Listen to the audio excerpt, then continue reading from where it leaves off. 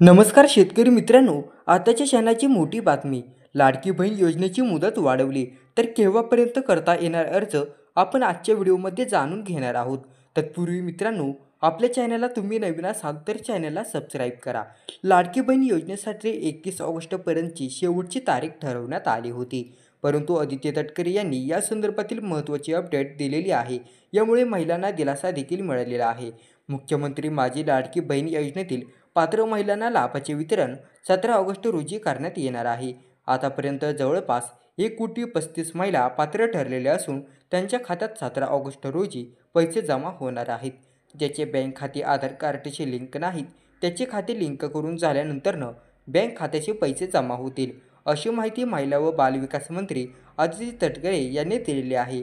21 August रोजी या योजनेसाठी अर्ज प्रक्रिया संपणार होती, परंतु या संदर्भातील माहिती आदिती तटकरे यांनी आताची महत्त्वाची दिलेली आहे. त्यांनी 13 ऑगस्ट रोजी राज्यातील सर्व विभागीय आयुक्त, जिल्हाधिकारी, जिल्हा परिषदेचे मुख्य कार्यकारी अधिकारी व महिला बालविकास अधिकारी यांच्याशी दूरदृश्य संवाद प्रणालीद्वारे आढावा घेतला. त्यावेळी त्या बोलत होत्या. महिला व बालविकास आयुक्त डॉ. प्रशांत नारवरे यावेळी उपस्थित होते. मुख्यमंत्री माझी लाडकी बहीण योजनेची अंतिम मुदत आहे तरी काय? मुख्यमंत्री माझी लाडकी बहीण योजनेसाठी 31 ऑगस्टपर्यंतची शेवटची मुदत असून ही अंतिम नसून अर्जाची प्रक्रिया निरंतर चालणार आहे. 31 ऑगस्टनंतरनं आलेल्या पात्र लाभार्थ्यांनाही या योजनेचा लाभ मिळणार आहे, असेही तटकरे यांनी सांगितलेले आहे. धन्यवाद.